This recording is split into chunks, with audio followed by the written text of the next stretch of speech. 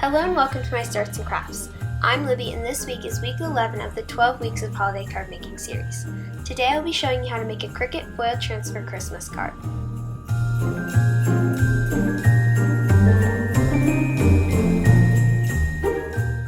Design space, and for this I have opened a new project.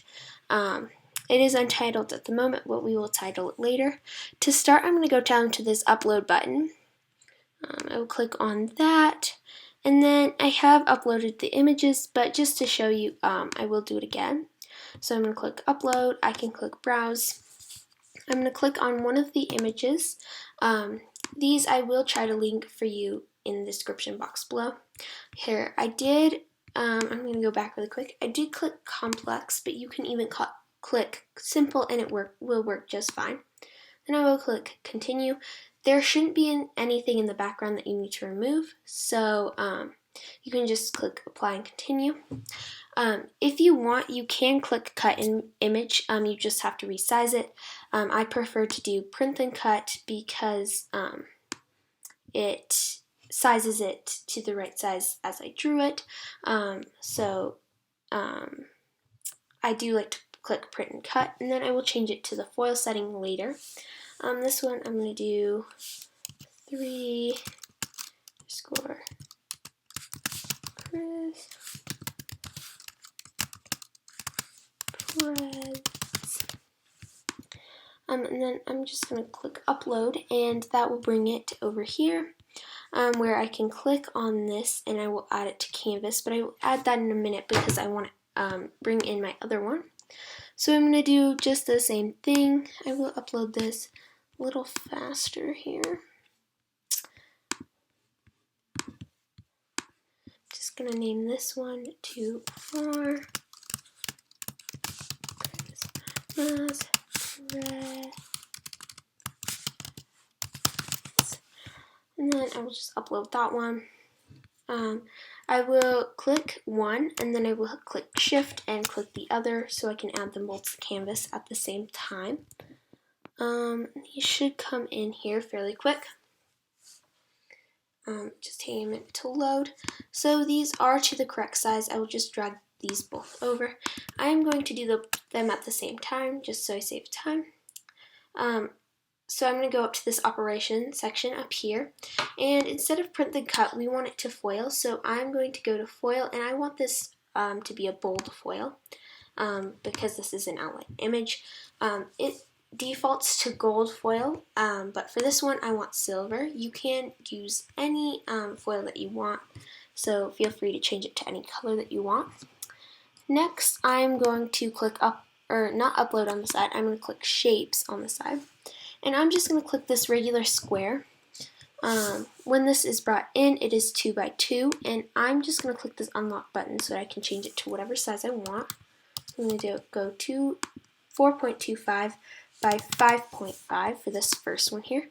I'm going to push this all the way up into the corner at 0, 0 up here. I'm going to bring this down below the 4 Christmas presents one. And then I'm just going to line this up as best as I can.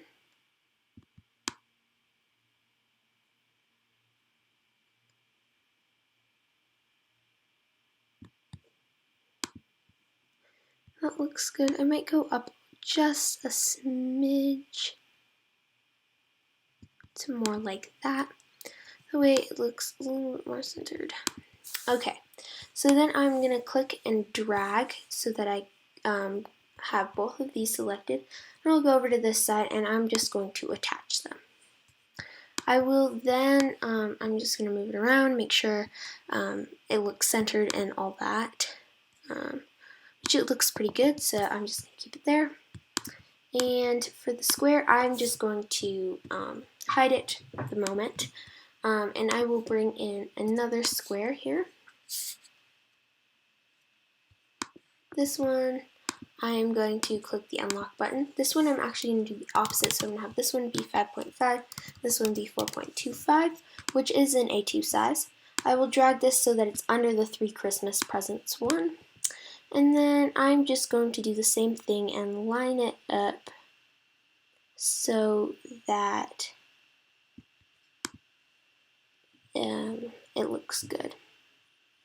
Around the edge, just want to make sure. Then I'll click and drag, and then I will attach just the same as I did. Make sure I like that. Sorry, the doorbell rang, but that's okay. And then the same thing, I'm just going to hide that the moment. I will then click Make It and follow the steps as directed. You can do them however you want, so feel free to do that. I'm just going to line them up how I want them, which actually I'm going to go back and I'm going to have those unhidden for this, which is much better. And then so that they're lined up just how I want them. And I will click continue and then I will follow the steps. If you are curious on more how to do this, you can check out the Cricut playlist, which I will link, so that you can see more about this. But it is going to connect to my machine in just a few minutes here. Next, I will take some distress watercolor paper, and I'm going to place it smooth side up onto the mat so that I can have them both foiled where I want them. And then I am going to attach the foil here. This is the Cricut foil transfer kit, and so I'm going to take this out. I didn't think I had any gold, but I went and checked and I did. So I did use gold for one of these. So I'm going to grab some gold and a silver, and then I will also grab the little adhesive things that come with it. You will want these. These are super helpful in keeping your foil down. So this didn't quite fit my panel, but I thought it was okay and it was going to work just fine. So I am going to place this down. This I didn't do correctly, and I had to go and redo it. So you want to take these adhesive strips and you are going to want to put them on all 4 sides. I made the mistake of doing them on only 2 sides, and I should have done them on all 4 sides. And you need to pull the foil really tight and make sure that the adhesive strips are really, really well pushed down, or the foil will come up.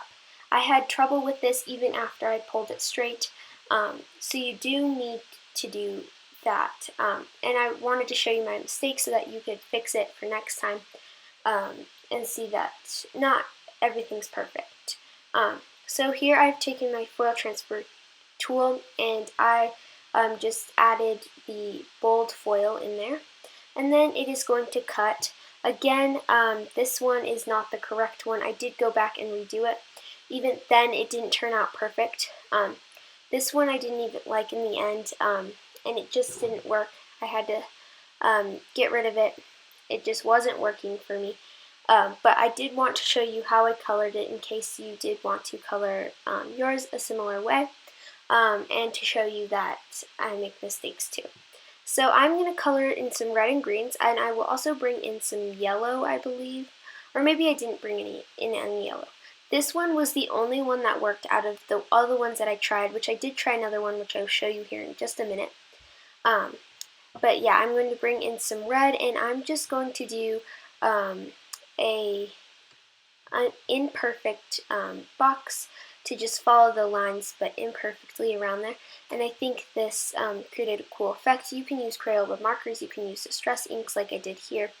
You can use Crayola markers again, like I said, that I did on the last one. You can use watercolors, you can use really anything you want, but I'm just going to color them in here with, I chose Distress Oxide inks on this one, and I do blot up the extra paint so that the foil stays that true silver color that I had it. But yeah, and then I alternated the colors on the letters. I wanted to try this one with the marker. And this is another option if you don't have the foil transfer tool. But when I added water to it, I didn't realize that it was just going to all come up and stuff.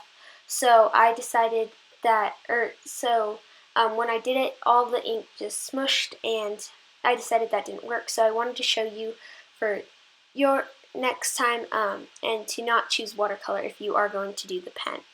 So next here I have this piece of silver glitter paper that is just barely larger than my panel, and then I matted that with some double-sided adhesive. I'll put double-sided adhesive on all of that, and then I'm going to attach it to a white card base here. I thought that silver glitter cardstock just finished it off really nicely, and it turned out really cool. Thank you so much for watching. I hope you enjoyed and come back next week for the last week, the 12th week of the 12 weeks of holiday card making series. If you are interested in any of the products I used today, check the description box below. Have a great day. See you soon.